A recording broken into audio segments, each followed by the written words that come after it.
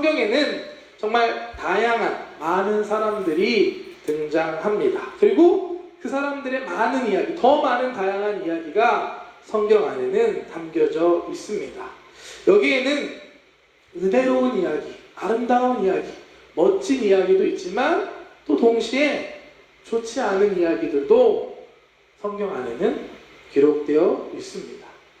다윗만 보아도 알 수 있죠. 다윗도 아시죠? 소년 다윗이 거인 골리앗 앞에 담대하게 나아가서 물맷돌로 골리앗을 쓰러뜨리고 나라를 구하는 장면, 정말 멋진 성경의 장면입니다.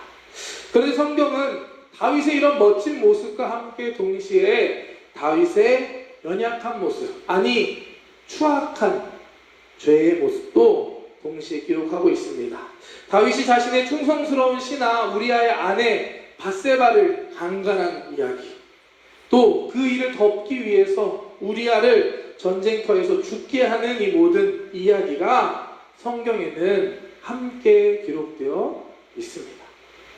성경은 우리에게 한쪽의 시선만, 한쪽의 좋은 면만을 절대 보여주지 않습니다. 이쪽, 저쪽 다양하게 성경 안에는 기록되어 있습니다. 저는 이게 정말 성경의 중요한 특징이라고 생각을 해요. 왜냐? 이걸 통해 우리가 이 성경이 정말로 하나님의 말씀이구나 라는 것을 생각하게 됩니다. 왜냐하면 만일 누군가, 어떠한 사람이, 한 사람이 이 성경을 목적을 가지고, 의도를 가지고 썼다면 적어도 이런 내용들이 들어가지는 않았을 거라 생각합니다. 성경 안에는 사람들의 실수, 잘못된 부분들까지도 다 기록이 되어져 있습니다. 오늘 우리가 읽은 본문 말씀도 그 중에 대표적인 한 가지 본문입니다. 초대교회의 위대한 사도 바울, 그리고 교회의 리더였던 바나바가 둘이 의견이 안 맞아서 심히 다투고 결국에는 갈라지게 되는 그러한 부정적인 이야기입니다. 생각해보면 오늘 본문 말씀에서도 두 사람이 갈등하고 싸운 것만 빼고 그냥 1차 전도여행 마치고 좀 시간이 지난 다음에 바울과 바나바가 각자의 부르심대로 서로 다른 길로 2차 전도여행을 떠났다, 이렇게 기록해도 전혀 문제될 건 없습니다. 하지만 성경은 그렇게 안 하고 바울과 바나바가 의견이 달랐고 그것 때문에 둘이 크게 다투었고 결국엔 갈라서서 각자의 길로 헤어졌다라는 기록을 우리에게 전하고 있습니다. 왜 성경에는 이러한 부정적인 이야기까지 다 기록되어 있을까요? 적당히 좋은 이야기만 써도 괜찮을 것 같은데 왜 이렇게 안 좋은 이야기까지 전부 다 드러내서 기록하고 있는 이유가 과연 무엇일까요? 제가 생각하기에 우리들의 모습이 그러하기 때문이지 않나 생각합니다. 우리도 누구나 좋은 모습을 보일 때가 있습니다. 믿음 좋고 하나님 앞에서나 사람 앞에서 멋진 모습을 보일 때가 있습니다. 하지만 때로는 우리도 연약할 때가 있고 실수할 때가 있고 잘못된 선택, 잘못된 길을 갈 때도 있습니다. 그렇기 때문에 성경은 이 모든 것을 다 기록하고 있는 것입니다. 우리는 성경 말씀을 통해 이 모든 것에 대해서 다 배울 수 있는 겁니다. 좋은 것만 보고 좋은 것만 배우는 것이 아니라 잘못된 것을 통해서도 우리가 배울 수 있는 것입니다. 성경 말씀을 통해 배워서 우리가 보다 나은 선택, 선한 선택을 할 수 있게 되는 것입니다. 디모데후서 3장 16절 17절 말씀 보겠습니다. 모든 성경은 하나님의 감동으로 된 것으로 교훈과 책망과 바르게 함과 의로 교육하기에 유익하니 이는 하나님의 사람으로 온전하게 하며 모든 선한 일을 행할 능력을 갖추게 하려 함이라. 성경은 하나님의 감동으로 된 것이고 하나님의 사람으로 선한 일을 행할 수 있는 능력을 갖추게 하기 위한 것이다 라고 말하고 있습니다. 성경 말씀을 통해 배울 수 있는 저와 여러분들 되시기를 축복합니다. 성경 안에서 교훈을 얻고 우리가 인생을 살아갈 때 보다 나은 선택을, 선한 일을 행할 수 있는 저와 여러분들 되시기를 주님의 이름으로 축복합니다. 그렇다면 오늘 본문 말씀 통해서 우리가 어떠한 교훈을 얻을 수 있을까요? 바울과 바나바도 싸웠대. 우리도 싸울 수 있어. 괜찮아. 이렇게 위로받아야 될까요? 아니겠죠? 오늘 우리가 바울과 바나바 같이 갈등이 있을 때 갈등 앞에서 우리가 어떻게 해야 하는지 함께 생각해보고 교훈을 얻기를 원합니다. 먼저 오늘 본문 말씀에서 바울과 바나바가 서로 다투게 된 계기가 있습니다. 그건 마가 요한이라는 사람 때문이었습니다. 마가 요한은 1차 전도여행 때 이 바울과 바나바와 함께 했던 사람인데 중간에 포기하고 예루살렘으로 돌아갔던 사람이었습니다. 사도행전 13장 13절 말씀 보겠습니다. 바울과 및 동행하는 사람들이 바보에서 배 타고 밤빌리아에 있는 버가에 이르니 요한은 그들에게서 떠나 예루살렘으로 돌아갔다. 한창 선교 중간이거든요. 1차 전도여행 다 같이 공부했죠. 배를 타고 이제 섬에서 이제 대륙으로 육지로 도착해서 이제 본격적으로 전도여행을 시작해야 하는 그때 이 마가 요한이 예루살렘으로 돌아갔습니다. 성경에는 왜 돌아갔는지는 써있지 않아요. 그래서 학자마다 다양한 이유들을 설명을 합니다. 그 중에 대표적인 거 몇 개를 살펴보면 첫 번째는 이 마가 요한이 원래 부잣집 도련님이었습니다. 증거가 있는데요. 여러분들 마가의 다락방 들어보셨나요? 오순절 성령이 임했던 곳이 마가의 다락방. 그 마가가 이 마가입니다. 다시 말해 마가는 요즘 표현으로 따지면 건물주. 네, 자기 다락방, 큰 다락방을 소유하고 있던 부자였습니다. 원래 그 집안이 다 부자입니다.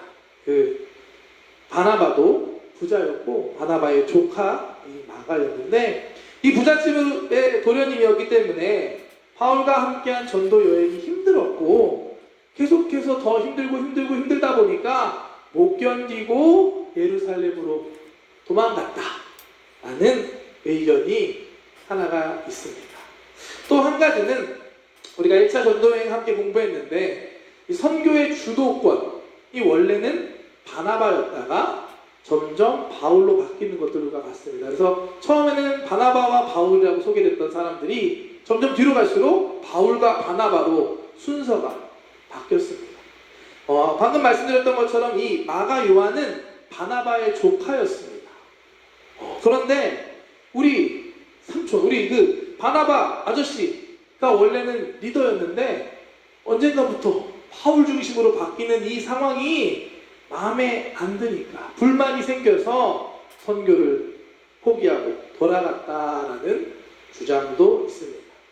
또는 이 마가 요한도 유대인이었기 때문에 이 바울과 바나바가 이방인을 향해 복음을 전하게 되니까 이 이방인의 선교에 대해 부정적인 마음을 갖고 있어서 예루살렘으로 돌아갔다라고 하는 의견, 주장도 있습니다. 여러분 어떤 게 가장 타당하다고 생각되나요? 있나요? 저도 모릅니다, 여러분. 다양한 의견이 있는데 나중에 천국 가면 마가 요한 만나면 꼭 물어보시기 바랍니다. 어쨌든 어떤 이유에서든 이 마가 요한이 예루살렘에 돌아갔는지 우리는 알지 못하지만 확실하게 알 수 있는 건 선교 여행 중에 이렇게 갑자기 중간에 빠졌다는 건 그 선교팀에 피해를 준 행동이었습니다. 분명히 잘못된 것이었고 선교팀에 부정적인 영향을 주었을 겁니다. 그래서 사도 바울은 오늘 본문에서 다시 이제 1차 전도여행 방문지를 다시 한번 방문하자라고 할 때 이 마가 요한을 다시 데리고 가려고 하지 않습니다. 말씀 함께 보겠습니다. 36절부터 며칠 후에 바울이 바나바더러 말하되 우리가 주의 말씀을 전한 각 성으로 다시 가서 형제들이 어떠한가 방문하자 하고 바나바는 마가라 하는 요한도 데리고 가고자 하나 바울은 밤빌리아에서 자기들을 떠나 함께 일하러 가지 아니한 자를 데리고 가는 것이 옳지 않다 하여 그래서 결국 바울과 바나바가 이 일로 대판 싸우게 됩니다. 성경에 보면 심히 다투었다 라고 표현을 합니다. 참 안타까운 결과입니다. 왜냐하면 이 바울과 바나바가 원래는 보통 사이가 아니기 때문입니다. 아주 특별한 사이였습니다. 바울에게 있어서 이 바나바는 정말로 은인 같은 은인이었습니다. 예수님을 믿고 회심한 바울을 처음에 아무도 안 믿어줬습니다. 왜냐하면 예수님 믿는 사람, 핍박하던 사람, 잡던 사람이 갑자기 나도 예수님 믿어요 라고 하니까 도저히 믿을 수 없었습니다. 그때 이 바울의 말을 믿어주고 지지해줬던 사람이 바로 바나바였습니다. 아무도 내 말을 믿어주지 않을 때 믿어준 한 사람, 그 사람이 바로 바울에게 있어서 바나바였습니다. 그리고 안디옥 교회의 지도자로 나아갈 때 이 바울을 함께 초청해서 함께 동역한 사람도 이 바나바였습니다. 두 사람은 안디옥에서부터 또 1차 전도여행 중에 언제나 함께였습니다. 좋은 일이 있을 때나 어려운 일, 고난이 있을 때나 두 사람은 언제나 함께였습니다. 정말로 큰 힘이 되고 위로가 되었을 겁니다. 그런데 오늘 이 마가 요한 이 일로 인해서 다투게 되고 둘이 갈라서게 된 것입니다. 오늘 말씀을 통해서 우리가 먼저 생각하고 배워야 할 한 가지는 여러분 다투지 말아야 합니다. 싸우지 마시기 바랍니다. 어떤 이유든 다투는 건 잘못된 겁니다. 두 사람이 심히 다투었다는 건 이미 감정이 폭발했다는 것을 의미합니다.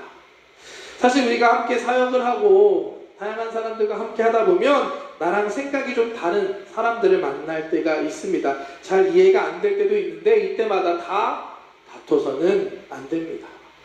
아마 바울과 바나바도 나중에 분명히 후회했을 겁니다. 그렇기 때문에 이유가 무엇이든지 주님의 일을 할 때 다퉈서는 안 됩니다. 다투게 되면 결국 서로에게 더 큰 상처가 남을 수밖에 없습니다. 그럼 어떻게 해야 하느냐? 나랑 의견이 다른 사람을 만나면 우리는 먼저 물러서서 자신의 생각과 감정을 정리하고 잘 생각해야 합니다. 그리고 상대방의 입장을 생각해서 이해해야만 합니다. 사실 오늘 말씀에 바울과 바나바 두 사람 모두 다 잘 생각하면 다 이해할 수 있는 입장이 있었습니다. 한쪽이 맞고 한쪽이 틀린 게 아니라 둘 다 다른 가치관을 갖고 판단을 하고 있었기 때문에 이런 차이가 발생했던 것입니다. 바나바는 별명이 위로의 아들이었어요. 위로의 아들. 원래부터 사람을 도와주고 위로하는데 천성을 갖고 있던 사람이 바로 이 바나바였습니다. 실패한 사람, 도움이 필요한 사람에게 다가가고 도와주는 사람이 바나바였습니다. 그래서 바울이 힘들었을 때도 도와줬고 또 초기 초대교회에서 자신의 가진 땅을 팔아서 교회 안에 가난한 사람들에게 다 나누어 주었던 사람도 이 바나바였습니다. 이런 바나바에게는 한 번 실수했던 마가 요한은 포기할 수 없는 사람, 붙들어줘야 되고 다시 기회를 줘야 되고 용기를 줘야 되는 사람이었습니다. 반면에 사도 바울은 바나바보다는 훨씬 더 사역에 대한 마음이 컸던 사람이었습니다. 왜냐? 예수님을 만나고 그야말로 누구보다 드라마틱한 변화를 경험했던 바울이기 때문에 바울에게 있어서 예수님의 복음을 전하는 것보다 더 중요한 것은 없었습니다. 이것은 마가 요한 한 사람의 문제가 아니었습니다.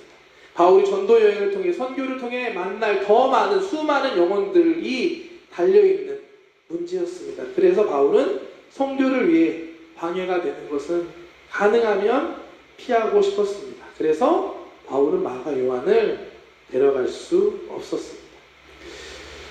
여러분은 바울과 바나바 둘 중 어느 쪽의 입장에 더 가까우신가요? 쉽지 않은 결정이죠. 저도 좀 생각을 해봤는데 마음은 바나바가 되고 싶은 마음이 있습니다. 한 영혼을 더 사랑하는 그런 마음인데 사실 일을 하고 사역을 하다 보면 저는 바울 쪽에 또 가까운 모습이 제 안에 있는 것들을 발견하곤 합니다. 둘 다 틀린 건 아니에요. 그렇다면 우리가 어떻게 하는 게 바람직할까요? 우선 아까 이야기했던 것처럼 이러한 문제, 갈등 상황이 우리에게 다가왔을 때 우리는 다퉈서는 안 됩니다. 다투기보다는 서로 상대방의 입장과 생각을 이해하려고 노력하는 것이 필요합니다.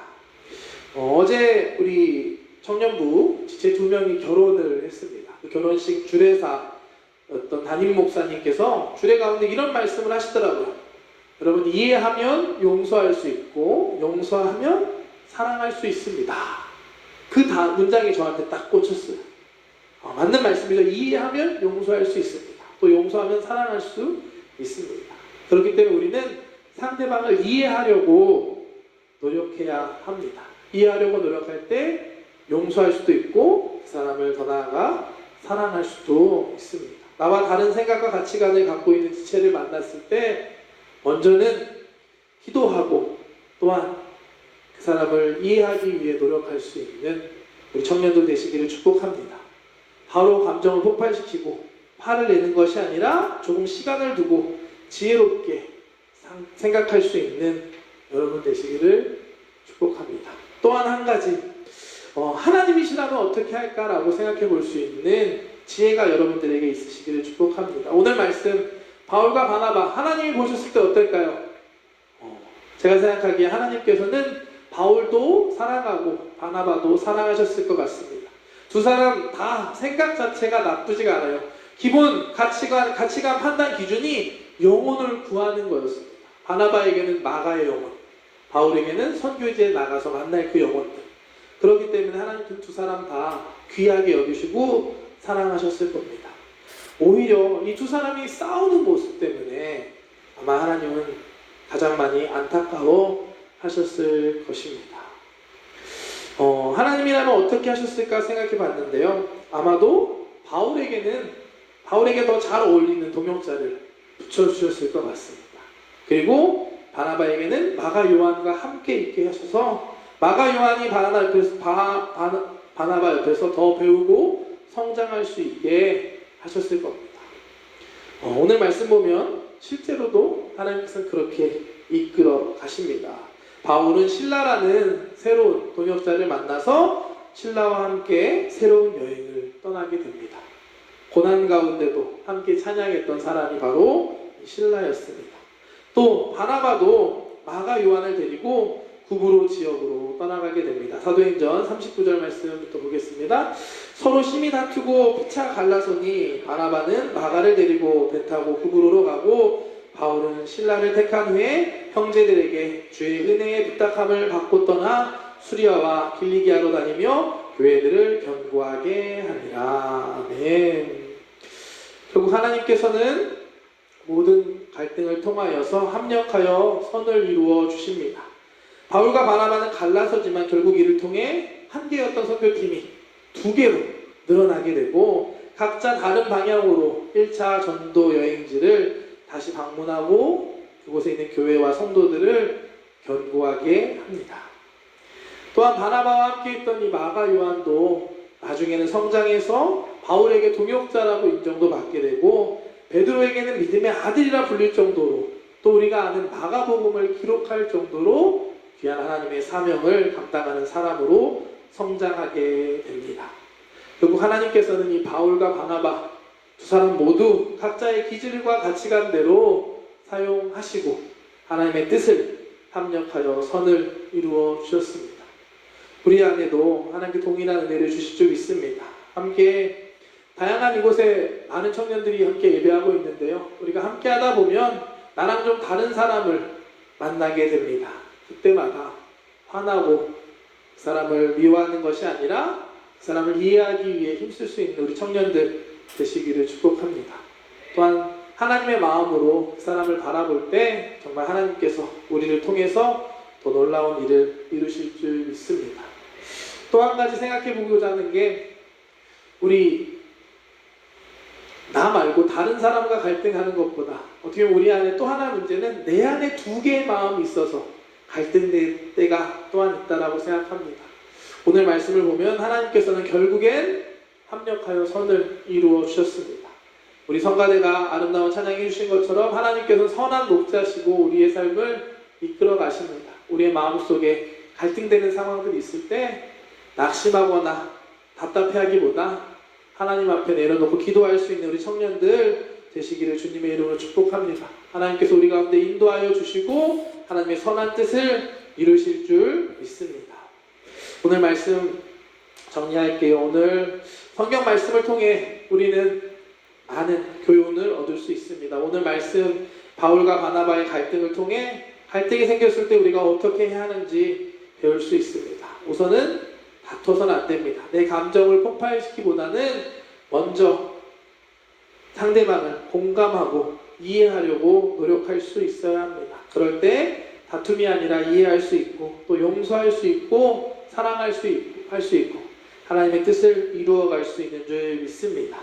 서로의 다름을 인정할 때 새로운 길이 보이고 또 우리 안에 하나님의 뜻이 이루어질 줄 믿습니다. 하나님께서는 합력하여 선을 이루어 주십니다. 여기 있는 한 사람 한 사람 저는 정말로 하나님께서 여러분들과 저를 이곳에 불러주셨고 함께 공동체 되게 하셨다라고 믿습니다. 우리를 통해 하나님께서 놀라운 일을 이루실 줄 믿습니다. 하나님의 일을 함께 감당하며 나아갈 때 오늘 말씀을 통해서 갈등이 왔을 때 그것들을 통해 잘 해결할 수 있는 우리 토모니 청년들 되시기를 주님의 이름으로 축복합니다.